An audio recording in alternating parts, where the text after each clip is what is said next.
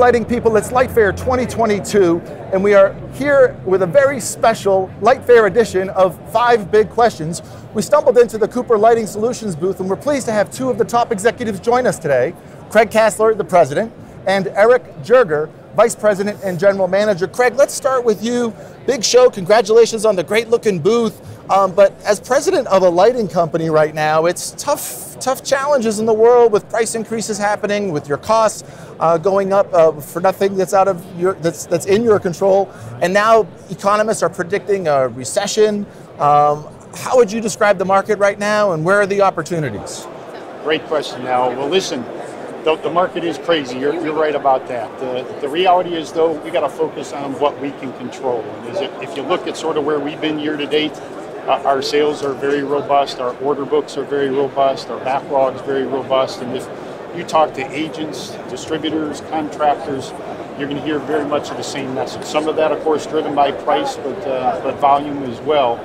And there's certainly parts of the economy that are doing better than others. You think of infrastructure, warehousing, residential, all interesting spaces. Of course, connected and controls continues to be a big growth area for the industry.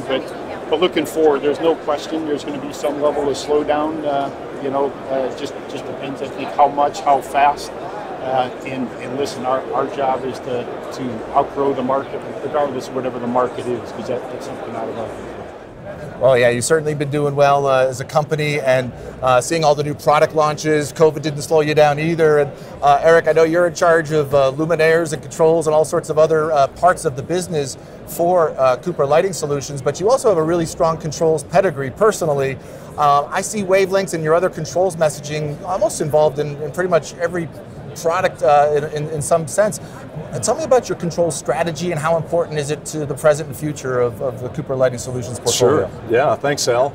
So, really any good strategy starts with a purpose, and our purpose is to unlock the extraordinary power of light. And really, what does that mean? It means we want to understand our customers' highest value problems and solve those leveraging the real estate of the light fixture.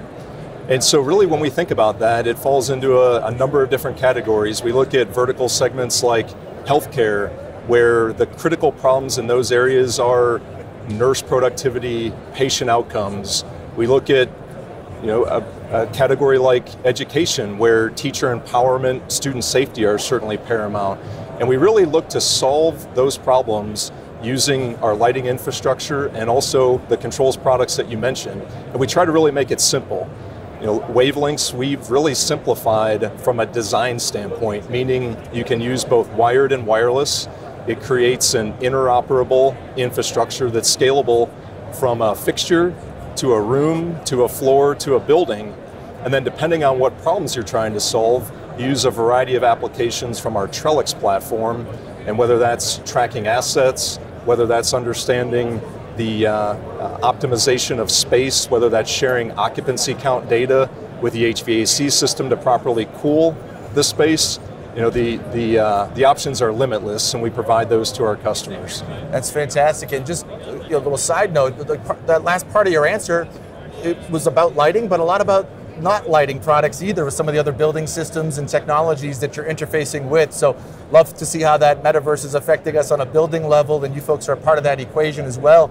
And Kraig, one of the strengths of Cooper Lighting Solutions, I think, as any lighting person would know, is that you folks have products that can be used on award-winning architectural lighting designs with some of your architectural offerings, but also you can be very value-oriented, where contractors who are trying to get a very economical product that's still good quality can pick up a Cooper product as well. So there's a lot of really price-aggressive competition out there. How do you maintain customer loyalty and fight off that kind of race to the bottom price-wise and attract new customers, given some of those competitive features? No, you're right, Al. It is a very price-competitive marketplace, especially given all the inflation going on in the world. And number one, you got to start out with being competitive, right? That's number one. But beyond that, you also have to differentiate your product offer, right? And we have many, many different ways to do that, as you mentioned on the architectural side with our 3D printing products, sort of limitless, ability to design the fixture how you want in terms of size, shape, color, texture, logos, that piece of it, down to On the more value-ended side of the business, of course, labor is a big problem everywhere these days, and contractors specifically with getting labor. And so finding and designing our products to make them the most install efficient is a big deal. Our Halo Quick Links product that we have here, low voltage, connects to 13 different light fixtures at once by low voltage, as opposed to wiring each one of those 13 individually. It saves 85% install time doing it that way. And then in the area of energy efficiency is also a big deal, and all the things that Eric mentioned that we're doing with lighting and controls together. The investment needed to do controls and connected lighting and do it well is one that only a few in the lighting industry can do well, and so differentiating with that whole package is clearly a big part of what we're trying to do. No, that makes sense. And yeah, I think people who put together a hodgepodge of cheap controls with cheap lighting fixtures and then patch on something else in the future, they tend to regret it. But obviously you have some brands and some platforms that allow you to have that commonality while still being friendly to the pocketbook.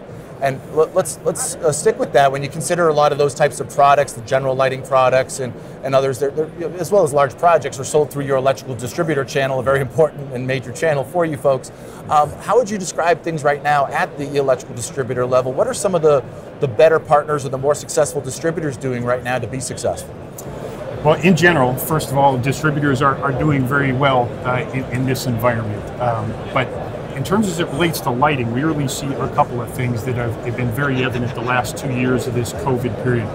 First of all, it sounds very basic, but the distributors who have invested in stock have done disproportionately well to, I'll call it, non-stocking distributors over these past couple of years. Having product available, ready for contractors to install the day of the project is a big deal. But beyond those traditional, I'll call it, traditional distributor functions, the distributors that have invested in lighting specifically, and these are in things like lighting specialists, and doing lighting layouts, and doing audits, and doing project management, staging of projects, right? Controls commissioning.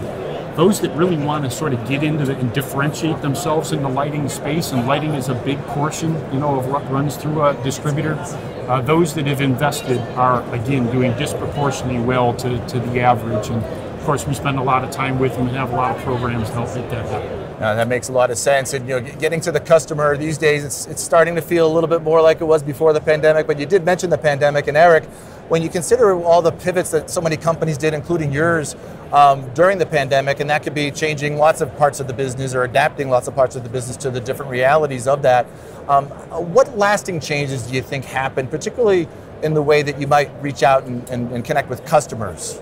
It's really trying to meet customers where they are today. I think you probably have a similar challenge. You're trying to, bottle up LightFair, the experience, and share that with customers and folks all over the industry that may not be here. And you're trying to reach them either through your website or through social media, through video content. We're trying to do the same thing, is really understand that customers spend 70 to 80% of their time researching products without ever picking up the phone and calling us. And so we really have to meet them where they are and giving them that content. And so we're always really trying to showcase Cooper's great offering. And before they ever pick up the phone, they realize that we have a great product portfolio and solutions that would meet their needs. Well, great to hear you talk about social media. You folks were doing a great job of social media before the pandemic even started, but it's been throttled up afterwards, as well as all those other unique things you're doing in a great way to reach your customers. So thank you, gentlemen, for joining us today for 5 Big Questions.